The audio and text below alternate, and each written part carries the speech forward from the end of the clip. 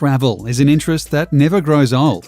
It's impossible to experience the wealth of human cultures and natural landscapes in a single lifetime. So most travellers attempt to prioritise a series of magnificent locations spread across the planet. Today, we're looking at the 10 most beautiful places in the world. The Maldives have a reputation as a stellar vacation destination, with picturesque beaches and a string of seemingly perfect island paradises.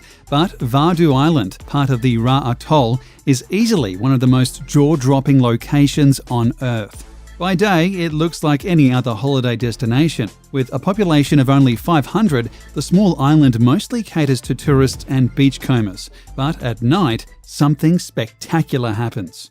Through a process called bioluminescence, a population of microscopic plankton turn the ocean bright blue. Bioluminescence indicates that an organism can produce light independently. Stress caused by the movement of the sea and waves leads the plankton to emit light as a defense mechanism similar to some fireflies. The bioluminescent light has an electric blue neon color, radiating further as each wave breaks. The spectacular phenomena is one of nature's rarest events. It's so remarkable, Hollywood decided to feature the glowing shores in Ang Lee's award-winning film, Life of Pi, to illuminate the sea for the lost protagonist. Also known as the Sea of Stars, this occurrence in the Maldives depends on several factors, including the year's climate and the growth of the bioluminescent plankton. Nobody can predict when and where the event will occur. Vadu Island is the most well-known spot, but it can also be viewed on one of the other 1,200 islands in the Maldives under the right conditions. According to locals, the spectacular event is more prevalent from late summer to the end of the year, but these are just personal accounts. The exact time and location are likely to vary for different islands. Palawan is the largest island of the province of Palawan in the Philippines and the fifth largest island of the country. Although the island is a popular tourist destination, it fulfills the ideal image of an unspoiled tropical environment. With seascapes the equal of any in Southeast Asia and terrestrial and aquatic wildlife, the Philippines' most sparsely populated region is also the most beguiling. As of 2016, the main island of Palawan was rated the most beautiful island in the world, as voted by respective readers of rival travel publications Condé Nast Traveler and Travel and Leisure. It's the second year running that Palawan has won the Condé Nast Traveler Award, as well as the second time in 4 years that it has occupied Travel and Leisure's top spot.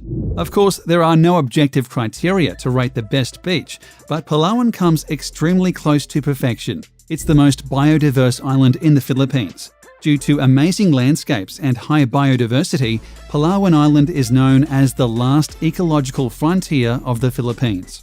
Environmentalists have insisted that the Philippines government place restrictions on the beach so that it can remain beautiful for generations to come. More than just a blindingly white expanse, the alien landscapes of Bolivia's Salar de Uyuni and its surreal surrounding deserts have become a rightful highlight of the South American tourist trail. An endless sheet of hexagonal tiles dotted with pyramids of salt, Bolivia's salt flats are a dazzling display of nature's magic. Despite the desert dryness, freezing night temperatures, and fierce desert sun, this landscape is not devoid of life. Pink flamingos, ancient cacti, and rare hummingbirds all live in the Salar de Uyuni. But aside from being the ideal location to produce mind-bending photographs, it's also full of cacti-covered islands, dormant volcanoes, and other wildlife. Truly unique in the world, the salt flats are the kind of place that photos don't do justice. You've got to see the Salar in person to be truly wowed. In addition to local workers who harvest these minerals, the landscape is home to the world's first salt hotel and populated by road-tripping tourists. The harsh beauty and desolate nature of Salar de Uyuni can make for an incredible experience for any traveller. Provence seems to be nearly everyone's favourite bit of France. The natives are friendly, the summer weather is superb, the wine is good, and the pastis before dinner is delightfully numbing as you sit in the shade with little more to do than plop ice cubes into a cloud of anise-flavoured liquor. Whether you're cruising the clifftop roads, sunbathing on the beaches, or browsing the weekly markets, Provence has something to offer for people with virtually every interest. There are some incredible buildings in Provence, like the Palais des Papes in Avignon, which is the largest Gothic structure in Europe. It was built over the 16th century by consecutive popes. The Notre Dame de la Garde in Marseille, as well as the new Mucem building and Fort Saint-Jean, will take your breath away with their sheer scale and magnificence. And that says nothing of the natural wonders that spread across this enticing French region. The hiking trail between Marseille and Cassis is renowned for its beautiful wildflowers and delicious local products like honey and fruit. One of the planet's most awe-inspiring sights, the Iguazu Falls, are simply astounding. A visit is a jaw-dropping, visceral experience, and the power and noise of the cascades, which are a chain of hundreds of waterfalls nearly 3 kilometers in extension, live forever in the memory. An added benefit is the setting. The falls lie split between Brazil and Argentina in a large expanse of national park, much of it rainforest teeming with unique flora and fauna. Argentina's Iguazu National Park is visited by more than 1 million people every year, most staying for just a day before moving on. But it's worth a longer stay and is also a great destination for jungle beginners.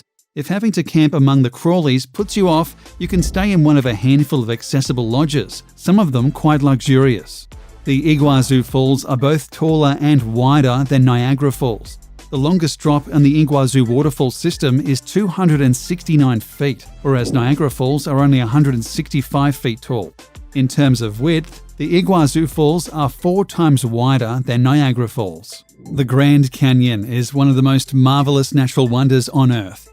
Most scientists believe that the Colorado River began carving the Grand Canyon about 6 million years ago, but a 2012 study contained a real shocker, suggesting that the process may have begun as far back as 70 million years. In all likelihood, the Grand Canyon, as we know it today, started out as a series of smaller canyons 70 million years ago, but the majority of the canyon did not begin to take shape until much more recently. Nearly 40 identified rock layers form the Grand Canyon's walls. Because most layers are exposed through the canyon's 277-mile length, they afford the opportunity to study geological evolution through time. Stargazing in Grand Canyon is a special experience. The clarity of the night skies was recognized in summer 2019 when the park was officially designated as an International Dark Sky Park by the International Dark Sky Association. In preparing for the recognition, the Park Service converted thousands of lights across the park to dark sky compliant options. This is a natural beauty that truly must be seen to be believed. The Plitvice Lakes National Park, Croatia's most popular tourist attraction, was granted UNESCO World Heritage status in 1979. Located roughly halfway between capital city Zagreb and Zadar on the coast, the lakes are a definite must-see in Croatia. Simply said, it's gorgeous in this one-of-a-kind park. Lakes, waterfalls, and cool boardwalk trails all work magically together to create a very unique destination. Around every bend is another beautiful view. Be prepared to exclaim and take lots of photos. The waters flowing over the limestone and chalk have, over thousands of years, deposited travertine barriers, creating natural dams, which in turn have created a series of beautiful lakes, caves, and waterfalls. These geological processes continue today. The forests in the park are home to bears, wolves, and many rare bird species. Comprised of 16 lakes and over 90 waterfalls, the Plitvice Lake site is huge and there are loads of trails to explore. There are 22 kilometres of hikes around the lake system alone, with another 36 kilometres of hikes throughout the national park leading off the lakes. Even a brisk hike around the lakes will take a single day, so most locals recommend staying 2 to 3 nights. This will give you 2 full days to enjoy and experience the park. The Burmese pagan kingdom that ruled the ancient temple plain of Bagan in Myanmar was extraordinarily devout. Fervent believers in Theravada Buddhism, the Bagan kings and their subjects built thousands of stupas between the 9th and 13th centuries CE. Modern tourists regard the remaining temples of Bagan as the equal of Angkor Archaeological Park in Cambodia. In 2019, Bagan pulled alongside its Cambodian rival with its belated recognition as a UNESCO World Heritage Site. Rising from the plain's canopy of green are temples, hundreds of them, beautiful, otherworldly silhouettes that were built by the kings of Bagan between 1057 and 1287. As the first rays of the morning sun creep across the parched plain, hundreds of red brick stupas and temple ruins turn a burning gold. It's a scene that has played out day after day for nearly 1,000 years, and watching the sunrise or set over the temple-sprinkled plains of Bagan is as magical today as it ever has been. For many people, Bagan is the very reason they flew to Myanmar. Though tourism is only beginning to proliferate in Myanmar, Bagan is certain to put the country on the map. Lençóis Maranhenses National Park in Maranhão State is one of Brazil's top natural attractions. It's an ecosystem formed of white sand dunes which cover 383,000 acres and look like bedsheets, or lençóis in Portuguese, spread out on the northeastern coast. At first glance, it looks like a picture-perfect desert, miles and miles of sand with almost no vegetation. But it's not a desert. Lençóis Maranhenses gets about 47 inches of rain each year, making it too rainy to be officially considered a desert. From the months of January to June, the area is inundated with torrential rainstorms. Rainwater pools in the valleys between the dunes, creating thousands of crystal-clear lagoons. In July, when the park's lagoons are at their peak, some reach over 300 feet long and 10 feet deep. And although these lagoons exist for only a few months a year, they are not devoid of life. Interconnected lagoons link up with the neighbouring rivers, creating channels for fish to enter the temporary pools.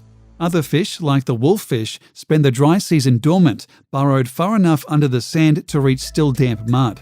When the wet season comes and the lagoons appear, the wolffish emerge to feed on insects and other fish that make the lagoons their summer home. Swirling orange, yellow, white and brown lunar landscape of this national park is the result of sandstone and mineral deposits that have eroded into odd shapes over the course of millennia. Infrastructure was installed inside the park after it was named a National Geopark in 2011, making it, for better or worse, very accessible to tourists. Wooden stairs and platforms allow visitors to reach the tops of the hills without damaging the delicate landscape and offer views over the coloured strata. Extending along the northern slope of Qilian Mountain in West China, Zhangyi Dangxia National Geological Park in Gansu is best representative of China's colourful Danxia landform and the largest Danxia landscape in an arid area with a wide variety of landforms. Undulating fiery red ridges together with amazing multicoloured mountain folds transform the park into an immense sea of fire with rolling waves, earning it the reputation of China's Rainbow Mountains and also one of the top 10 geographical wonders of the world, selected by the National Geographic. The only reason these multicoloured mountains aren't more famous is that they are located a bit off the usual tourist trail in Gansu province. But with high-speed trains now connecting Gansu with Beijing, getting here is easier than ever and is most definitely worth the effort. Few villages are as iconic as the whitewashed buildings that dapple the hills of Santorini in Greece. With a population of only 15,000, this Aegean getaway has been luring visitors for thousands of years. Human settlement started around the year 3000 BC and has continued ever since. Visitors will enjoy the cobbled streets and white frescoes leading to untamed beaches with beautiful azure waters. Most amazingly, Santorini is sitting atop an active volcano. Red and black rocks create a wild landscape around the crater of Nea Kameni, a small island at the centre of the caldera. From the top of a volcano with a 2.5 million year history, you have an incredible view of the caldera. The myth that Santorini is the ancient city of Atlantis, which submerged over 9,500 years ago, comes to life before your eyes. If you approach Santorini from the water, it's hard not to be awed by the sheer cliffs that soar above a turquoise sea, by the fact that you're sailing an immense crater of a drowned volcano, and that before you lies an island shaped by an ancient eruption, cataclysmic beyond imagining.